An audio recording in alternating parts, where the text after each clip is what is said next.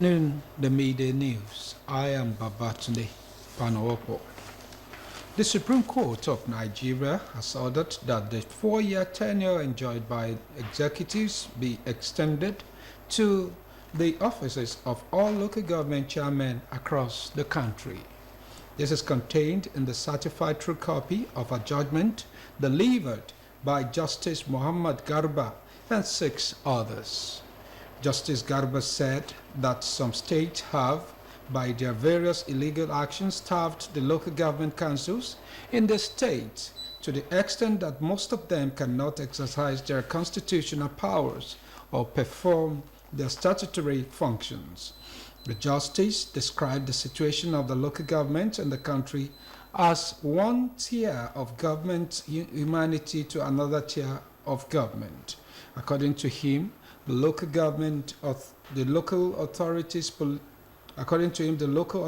political and financial independence is duly guaranteed by the Constitution of the Federal Republic of Nigeria, 1999, as amended.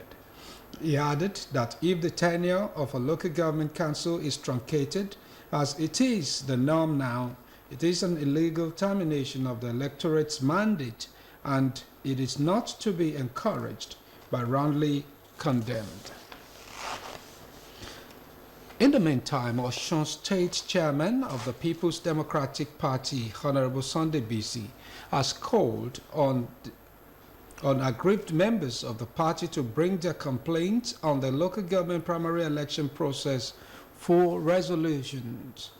Honorable BC made the call while responding to reports from some local governments over the primary process, as he assured them that all genuine complaints will be looked into.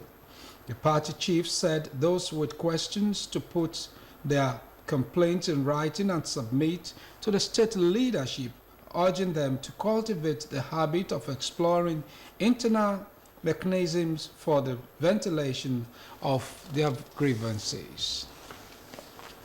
Meanwhile, the former Vice President Atiku Abubakar has called for caution as the Dangote refinery and the Nigerian Upstream Petroleum Regulatory Commission exchange words over the supply of crude to the refinery. Atiku, in a post on his X handle, said the nurturing and development of the 650,000 capacity refinery should be a primary focus. The politician maintained that the fundamental principle applied equally to investment, whether they were local or international in nature. The Dangote Group had earlier accused the NUPC PRC of failing to effectively enforce the domestic crude supply obligations, saying it is yet to get enough crude locally. The Socio-Economic Rights and Accountability Project, SERAP, has urged President Bola Tinubu to investigate the $1.5 billion World Bank loan obtained by the 36 states of the Federation and the Federal Capital Territory. The group also urged President Tinubu to probe the alleged mismanagement of the Chinese loans of $3.121 billion obtained by the federal government. SERAP asked the President to direct the Attorney General of the Federation and Minister of Justice Lateef Fagbemi and appropriate anti-corruption agencies to promptly and thoroughly investigate how the loan was spent, thereby reducing poverty and social protection across the states. SERAP noted that individuals or agencies suspected of corruption and mismanagement should face prosecution as appropriate if there is sufficient admissible evidence, and any proceeds of corruption should be fully recovered. The federal government has officially terminated the contract for Section 1 of the Kano-Maiduguri Road project, which had been awarded to Dantata and Sawel Limited since 2007. The Minister of Works, David Umahi, revealed that due to the expiration of the contract time frame, just as he highlighted the government's push to ensure that long-standing infrastructure projects meet their intended deadlines and deliver value for money.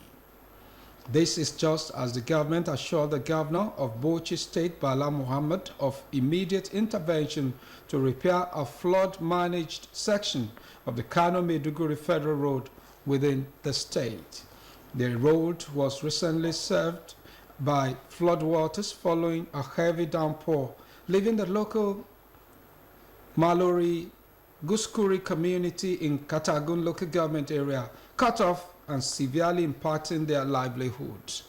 Speaking during the performance review meeting on road project under the Road Infrastructure Development and Refurbishment Investment Tax Credit Scheme in Abuja, with representatives from the concerned companies and Mainstream Energy Solutions Limited, Umahi revealed the government's plan to revisit and revise the liability period for all federal projects to guarantee durability and optimal value for public funds.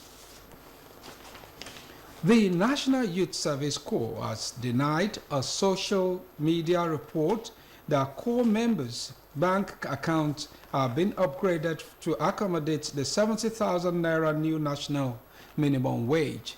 A statement by the NYSC Director of Information and Public Relations, Mr. Eddie Megwa, stated that the report is misleading and absolutely false. Mr. Megwa added that no directive has been given by the relevant authority for it to start the payment of 70,000 naira minimum wage to Corps members or to upgrade their account. The NYSC therefore advised Corps members to desist from allowing mischief makers who are set to mislead Nigerians to continue to play on their intelligence. The 1 million man march planned by leaders of the End Bad Governance protests has flopped across the country due to low turnout. Protesters shunned their usual meeting point, which had been occupied by security agents. Organizers of the protest had said the march would signal the end of the 10-day protest against economic hardship. In preparation for the march, security agencies deployed operatives into cities as roadblocks were mounted. Report says the security situation was the same yesterday as the police mounted barricades on all roads leading to Eagle Square, the venue where the protesters intended to converge for the protest. One of the supporters of the protest, Gogo Wellington, said he did not show up due to fear of violence, hoping that the government will be up and doing and immediately address the problems. And on to sport, the former assistant coach of the Nigerian national football team, Silvanus Okpala, has voiced his opinion on the current state of Nigerian football and the recent controversies surrounding the team. Okpala, in an interview, emphasized the need for homegrown solutions to the country's football challenges. He also stated that there is still a chance for the nation to qualify for the 2026 World Cup, emphasizing the importance of the Super Eagles securing qualification. Addressing the earlier controversy involving Victor Osimhen and the ex-national team coach, Okpala criticized both parties for their handling of the situation. Okpala, who won the AFCON title in 1980 as a player and as an assistant coach in 2013, emphasized that coaches should not publicly criticize their players. This is coming after former coach Finide George was quoted to have said he can't beg Osimhen to play for the national team, after the player withdrew from their last two 2026 World Cup qualifiers due to injury in the month of June. And moving straight to the foreign scene, the UK government says visa applications have dropped from 141,000 to 91,000, about 35.46% since changes to the immigration policy came into effect. The government recently introduced new rules to the reduce immigration from a record 1.22 million. The changes, which came into effect in January 2024, banned international students from bringing dependents except those on postgraduate research courses or government-funded scholarships. According to statistics by the Home Office, study visa applications between January to July 2024 reduced by 16% compared with January to July 2023. Similarly, there were 13,100 applications from dependents of students between January and July 2024, about 81% fewer than January to July 2023. The country also recorded an 80% fall in the number of applications for health and care worker visas within the period. The move was part of the government's broader effort to curb immigration, which reached a record high of 1.22 million last year. The impact of the restrictions has been particularly pronounced in the education sector. Also, U.S. presidential candidate Donald Trump has accused Iran of hacking his campaign. The Republican nominee's campaign team issued a statement claiming that the Iranian government stole and distributed sensitive internal documents. The accusation came after Microsoft issued a report detailing foreign attempt to interfere in this year's U.S. election campaign. The campaign team cited past tensions between Trump and Iran, but did not provide direct evidence.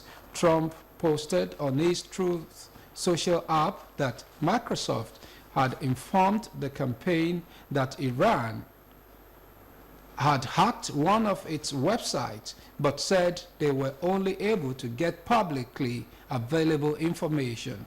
A report by Politico just ahead of the accusation said an anonymous source had offered to supply to the U.S. outlet documents from inside Trump's operation, including a report about running mate J.D. Vance's potential vulnerabilities. And with that, we have come to the end of the midday news on OSBC TV. Join us at 5 for the evening news. Good afternoon.